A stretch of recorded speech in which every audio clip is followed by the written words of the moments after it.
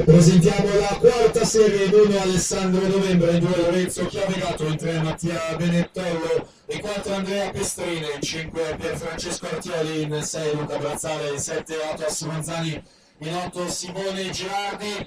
Ancora chiediamo la collaborazione se per sbaglio qualcuno ha preso la maglietta e il tesserino di Manuel Bauron, può gentilmente riconsegnarlo qui in postazione microfonica.